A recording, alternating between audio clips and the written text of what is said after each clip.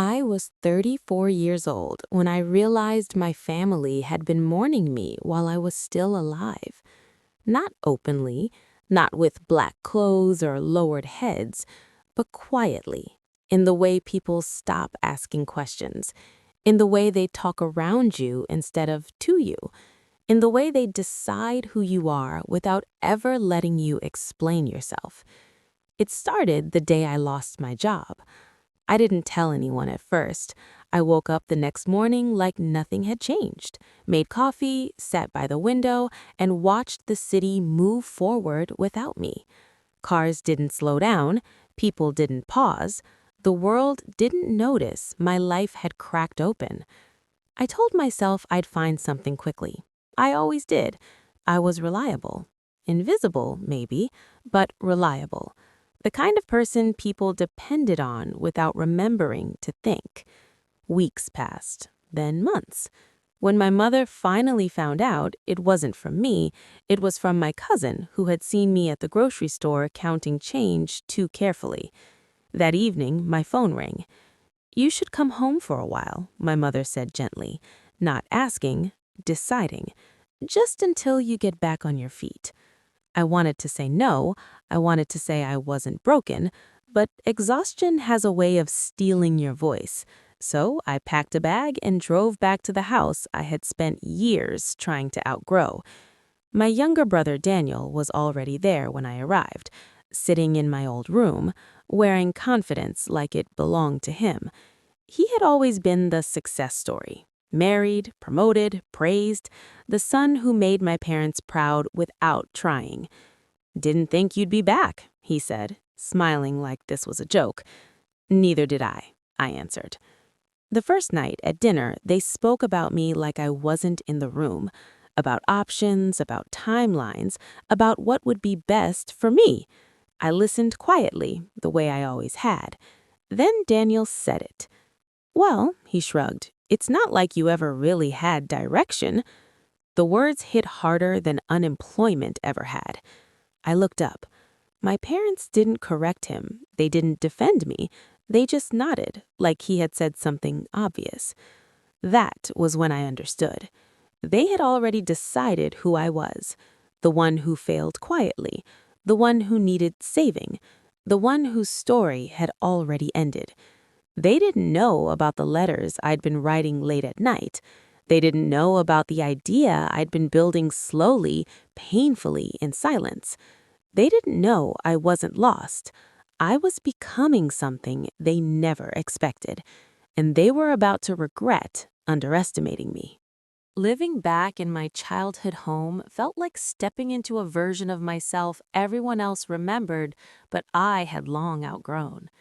The walls were the same, the hallway still creaked in the same places, but I wasn't the person who had once slept there. Still, every morning my mother knocked softly on my door like I was fragile, like I might break if startled. "You don't have to rush," she'd say. "You've got time." Time. The word felt heavy, as if my life had been paused and everyone was waiting to see whether I would press play again or simply fade into the background. Daniel, on the other hand, moved through the house like a guest of honor. He worked from his laptop at the dining table, took calls loudly, laughed easily. My parents listened to him the way people listen to success, carefully, with pride. One afternoon, I overheard my father say, "At least Daniel figured it out." I stood in the hallway, unseen, and wondered when my existence had become a cautionary tale. At night, after everyone slept, I sat on the edge of my bed and opened my laptop. That was when my real life began, not the one they saw, the one I was building quietly, piece by piece, fueled by rejection and determination. I had been writing for years, not for attention, not for validation, for survival. Stories, essays, letters I never sent. I wrote about invisible people, about families who loved in uneven ways, about being overlooked and learning how to stand anyway. I hadn't told anyone when one of my essays had gone viral months ago. I hadn't told anyone when an editor reached out.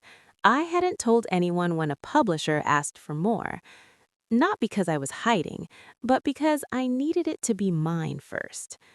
The day everything shifted came unexpectedly. Daniel had invited some colleagues over for dinner. My parents buzzed with excitement, preparing like they were hosting royalty. I stayed in my room, not wanting to intrude. Then I heard my name. "She's still figuring things out," Daniel said casually. "Always been like that." Something inside me tightened. One of his colleagues laughed. "Must be nice to have family support forever." Daniel chuckled. "Yeah, not everyone's built for the real world." I stepped into the doorway. "I am," I said calmly. They all turned. My parents froze. Daniel looked surprised, then annoyed. You know, it's interesting how easy it is to define someone when you've never asked who they actually are. Silence filled the room.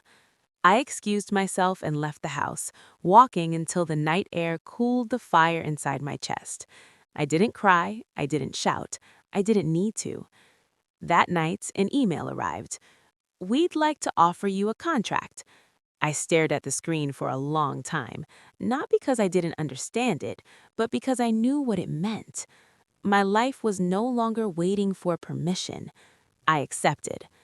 I didn't tell my family right away, not out of spite, out of self-respect. Weeks passed. I worked harder than I ever had, balancing edits, deadlines, and quiet meals where my parents asked Daniel about his day and asked me if I'd applied anywhere yet. Then the book announcement went live. My name, my face, my words. The message came first from a stranger. "I just wanted you to know your story made me feel seen." Then another and another. Finally, my mother saw it. She stood in the doorway of my room with her phone in her hand, eyes wide. "Why didn't you tell us?" she asked softly. I closed my laptop and looked at her. "Because you never asked." My mother didn't leave my doorway right away. She stood there like she was seeing me for the first time, not as the child who needed guidance, not as the adult who disappointed expectations, but as someone unfamiliar and unsettling. "You wrote this?" she asked again, holding her phone like it might disappear if she loosened her grip. "Yes," I said. "For how long?" "Years." She sat on the edge of my bed, the weight of her body sinking into the mattress like the truth was finally heavy enough to register. "All this time, you were struggling and building something." I nodded. "At the same time." She swallowed hard. "We thought—" "I know what you thought," I interrupted gently. "You thought I was lost." She didn't argue. That night, dinner was quiet. Daniel barely looked at me. My father kept clearing his throat like he wanted to say something but couldn't find the right shape for it. No one asked about the book. No one congratulated me. It was as if acknowledging my success would force them to rewrite a story they'd been telling themselves for years. The next morning, my father knocked on my door. "I read it," he said simply. I waited. "You wrote about feeling invisible," he continued, "about being the child who didn't cause trouble and therefore didn't receive attention." His voice cracked on the last word. "That wasn't intentional," he said quickly. "We didn't mean to." "I know. But impact doesn't disappear just because intention was different." He nodded slowly, like someone learning a new language too late in life.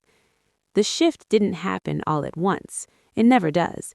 It came in fragments, in awkward conversations, in long silences, in moments where my parents caught themselves before dismissing me and tried again. Daniel, however, pulled away. He started coming home later, talking less, avoiding eye contact. Success had always been his armor, and now that mine existed too, he didn't know where that left him. One evening, he finally snapped. "So what?" he said sharply. "You think this book makes you better than us?" "No," I said calmly. "It makes me honest." He scoffed. "You've always wanted attention." That hurt, not because it was new, but because it was old. I wanted to be seen. There's a difference. He laughed bitterly. Enjoy it while it lasts. But something had already changed. Not outside, inside me. For the first time, I didn't shrink. I realized then that this wasn't just a story about success. It was about what happens when the quiet one finally speaks. And not everyone is ready to listen. Daniel stopped pretending after that. The distance between us wasn't quiet anymore. It was sharp, obvious.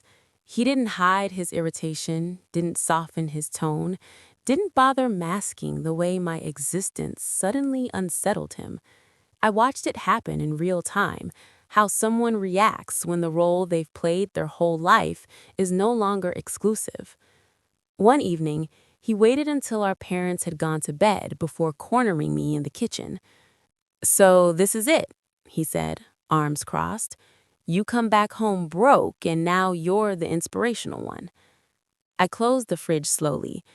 "That's not what this is." "It looks like it," he snapped. "Everyone keeps walking on eggshells around you now." I met his eyes. "They're not walking on eggshells, they're listening." He laughed without humor. "Funny how they never listened to me when I was scared." The words hung there, heavier than either of us expected. I softened. "What do you mean?" He turned away, running a hand through his hair. "You think being the successful one is easy? You think I didn't feel pressure every single day? I couldn't fail, not once, because if I did, I'd become you." That stung, but I let it land. "I was their warning," I said quietly, "and you were their proof." He didn't deny it. "They compared me to you without ever saying your name," he admitted. "Every achievement was expected. Every mistake felt like the beginning of the end." We stood there in silence, two people finally admitting we'd been hurt by the same system in opposite ways. "I never wanted you to disappear," he said, voice lower now. "I just needed to believe I was ahead." I nodded slowly, and I needed to believe I wasn't behind. The next few weeks were tense but honest. We argued, we paused, we tried again. Not reconciliation, not yet, but recognition. That alone shifted something fundamental. Then came the call that changed everything. It was my aunt, my mother's sister, someone who had always hovered at the edges of our lives, present but distant. "You deserve to know," she said, voice shaking, "before this goes any further." She came over the next day, sat at the same table where so many decisions had been made without me. She told a story my parents had never planned to tell. When I was younger, teachers had recommended evaluations, said I showed signs of distraction, of sensitivity, of thinking too deeply. Nothing alarming, nothing limiting, just different. My parents panicked. "They were afraid labels would hold you back," my aunt said. "So they ignored it. They pushed you toward being quiet instead." And Daniel? "They pushed him to succeed loudly, to balance you." I felt something twist inside my chest. So my silence was encouraged, and his pressure was intentional. My parents didn't deny it. My mother cried. My father looked small in a way I had never seen before. "We thought we were helping," my mother whispered. "But help that erases you isn't help. It's fear wearing the disguise of love." That night, Daniel and I sat on the porch, neither of us speaking for a long time. "They built a system," he finally said, "and we paid for it." "Yes, but we don't have to keep living in it." He looked at me, not as competition, not as contrast, just as family. For the first time, I believed we might actually move forward. But healing has a way of demanding one final test, because soon the world would judge my story, and my family would have to decide whether they stood beside me or stepped back into the shadows they helped create. The attention didn't arrive all at once. It crept in quietly, the way things do before they become impossible to ignore. A mention here, a review there, then interviews, podcasts. Invitations that used words like impact and voice and important. My book was no longer just mine. It belonged to people who saw themselves in it. At first, my family pretended nothing was happening. My mother changed the subject when neighbors brought it up. My father smiled politely without adding anything. Daniel stayed silent, watching from a distance like he was bracing for something he couldn't yet name. Then the local paper called. They wanted to run a feature, a long one, about where I came from, about the family that shaped me. My parents panicked. "We don't need this," my mother said, pacing the living room. "Why dig into the past?" "Because it already exists," I replied calmly, "and it doesn't disappear just because we avoid it." My father looked tired. "What are you going to say about us?" I met his eyes. The truth. That was the moment everything changed. The article came out on a Sunday morning. By noon, my phone wouldn't stop vibrating. Messages from old teachers, childhood friends, strangers who somehow felt familiar. And then there were the comments. Some praised the honesty. Some questioned my parents' choices. Some asked how a family could miss their own child so completely. My mother didn't leave her room that day. Daniel read every word. "I didn't know it was like that for you," he said later that night, his voice quieter than I'd ever heard it. "I didn't know how deep it went." "I didn't either," I admitted. "Not until I wrote it." Writing has a way of telling you the truth you've been avoiding. The backlash wasn't cruel, but it was relentless. Friends asked questions, relatives chose sides. Old narratives crumbled under the weight of public reflection. My parents were no longer just parents, they were characters in a story they didn't control.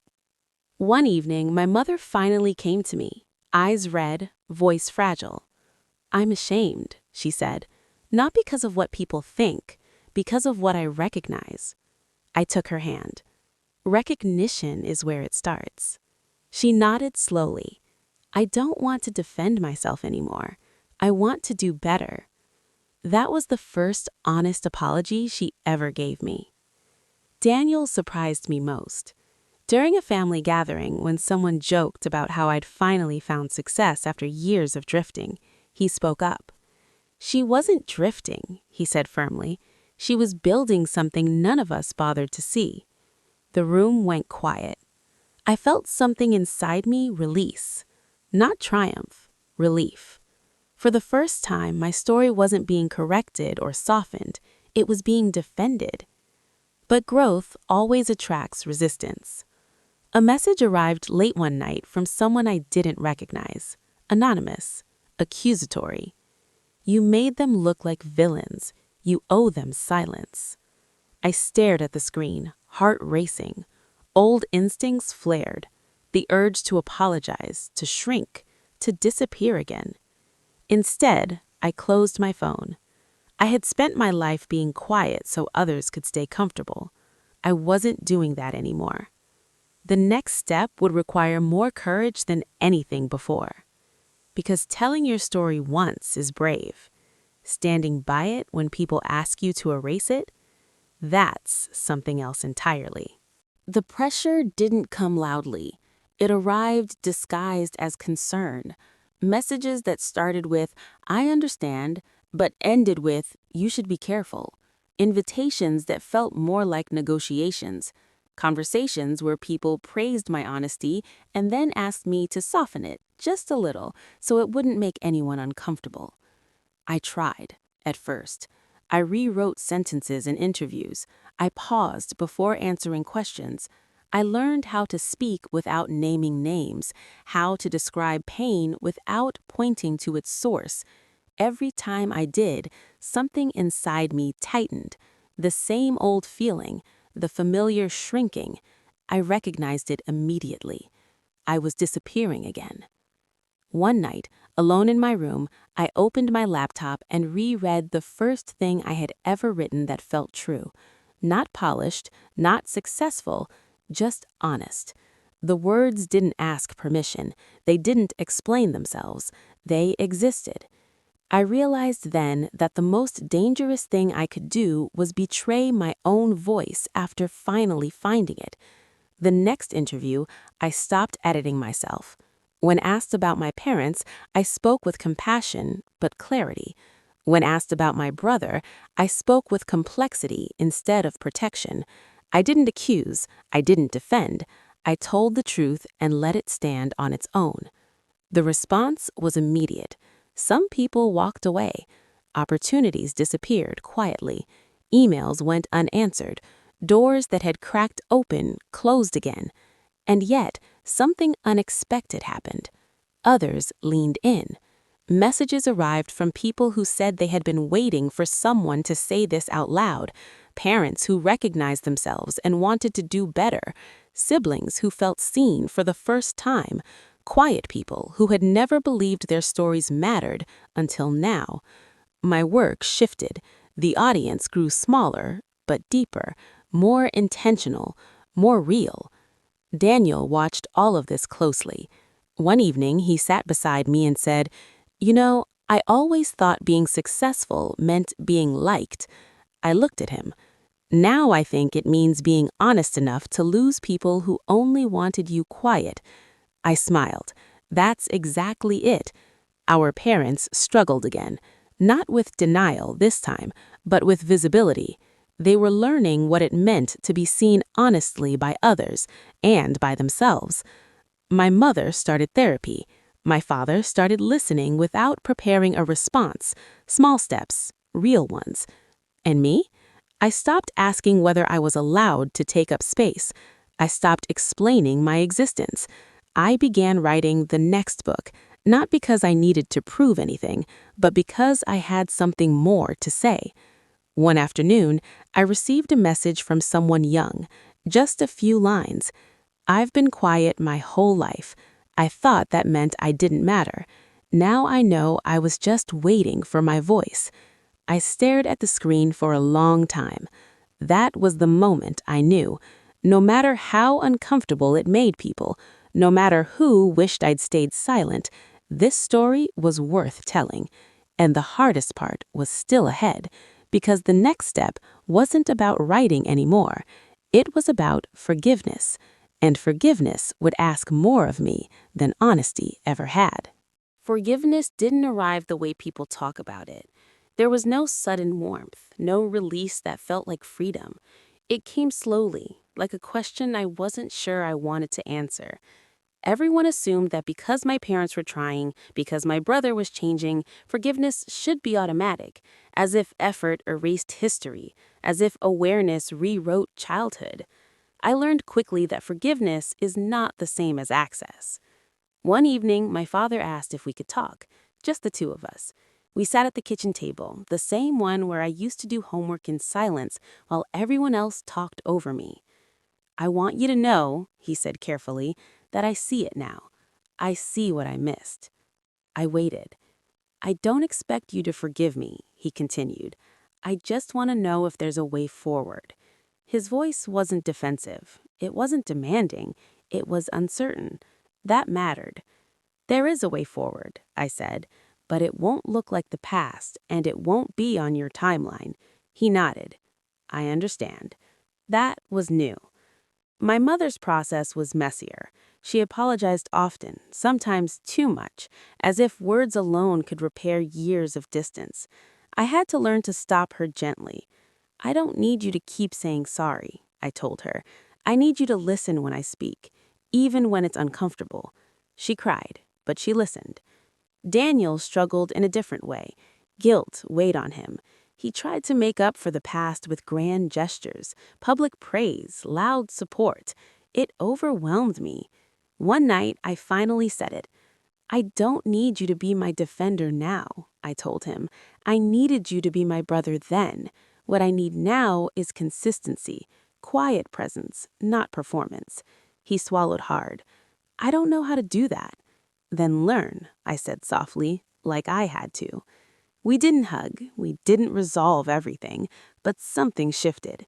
Expectations lowered, honesty rose. Time passed, not magically, not smoothly, but honestly. I kept writing, speaking, Living a life that didn't require approval, my family adjusted slowly to the new version of me, the one who spoke clearly, the one who didn't disappear to keep peace. Then, something unexpected happened. A family member I hadn't heard from in years reached out. Someone from the older generation. Someone who had witnessed the same patterns long before I was born. "I read your work," the message said. "I wish someone had said this sooner." It made me realize something important. These cycles didn't start with my parents, and they wouldn't end with them alone. Forgiveness wasn't about excusing, it was about interrupting. I didn't forgive to make anyone feel better. I forgave to stop carrying what was never mine to begin with. And in doing that, I made room for something else. Peace. Not the quiet kind, the honest kind. But peace doesn't mean permanence, because life was about to test everything we'd rebuilt, and this time there would be no space for avoidance. The call came early in the morning, the kind that pulls you out of sleep before your mind has time to protect you.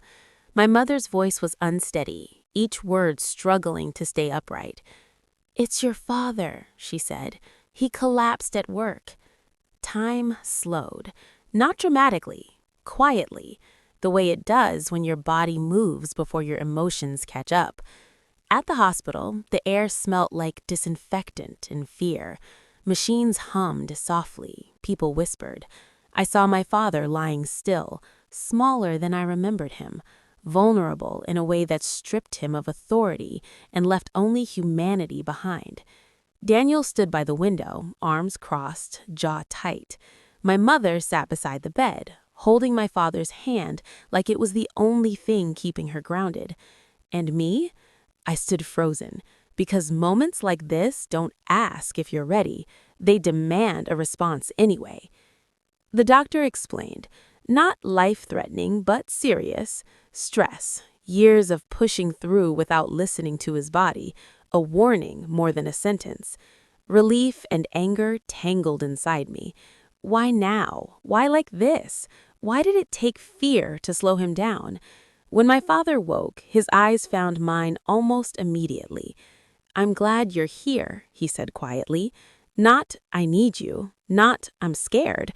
"I'm glad you're here." It landed heavier than anything else he could have said. The hours stretched. Conversations happened in fragments. No speeches, no confessions, just presence, just reality. Later that evening, while my mother stepped out, my father looked at me again. "I spent my life believing strength meant silence," he said. "I taught that to you without realizing the damage." I didn't interrupt. "I see now that your voice isn't rebellion, it's survival." Something cracked open inside me.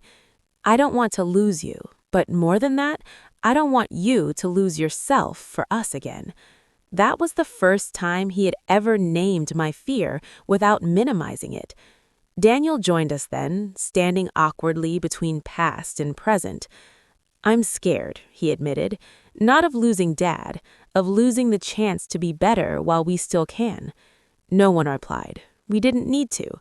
In that room, stripped of roles and expectations, something real took root. Not forgiveness, not closure, commitment. When my father was discharged days later, life didn't suddenly feel healed, but it felt honest. Boundaries were respected. Conversations continued. Silence wasn't used as a weapon anymore. And I learned something crucial. Growth that survives crisis is real. Everything else is performance. I returned home changed, not softer, clearer. I wrote less about pain and more about choice, about what it means to show up before fear forces you to. And just when life began to settle, another decision waited, one that would determine whether I stayed close or finally chose distance without guilt. Because sometimes healing asks you to stay, and sometimes it asks you to walk away with love. The offer arrived quietly, almost politely, as if it didn't know it would change everything. A publishing house, a long-term contract, speaking tours, a chance to move, fully commit, and build a life centered around the work I had only just begun to believe in. It required distance, new cities, long absences, a version of me that no longer hovered nearby in case my family needed reassurance. I read the email 3 times before closing my laptop. For years, I had dreamed of this kind of freedom, and now that it was real, it felt heavier than I expected. That night, I drove to my parents' house. Dinner was quiet, not tense, just careful. We had all learned how fragile progress could be. Afterward, I told them. I might be leaving, I said. Not forever, but far and often. My mother's face fell before she could stop it. My father stayed still, absorbing the words. Daniel looked down at his hands. Silence stretched. Finally, my father spoke. Is this what you want? He asked. Yes, I said. No hesitation. It's what I've worked for. My mother swallowed. Are we the reason you want to go? I shook my head. You used to be the reason I stayed quiet. This is different. That distinction mattered more than I expected. Daniel looked up then. If you go, he said slowly, will you still come back? The question wasn't about geography. It was about belonging. I'll come back because I want to, I said, not because I feel responsible. Something in the room softened. My father nodded. That's how it should be. Later, as I stood to leave, my mother hugged me tightly, not desperately, not fearfully, just fully. I'm proud of you, she said, even when it hurts.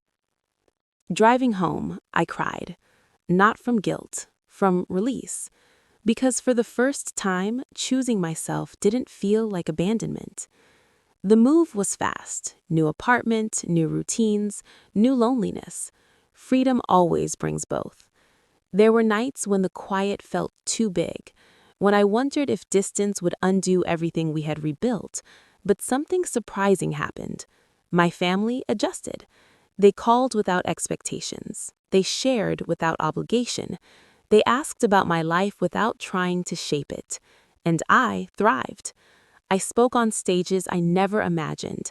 I met people who understood me without explanation. I built a life that didn't require shrinking. One evening, after a long event, I sat alone in my apartment and realized something important. I wasn't running anymore.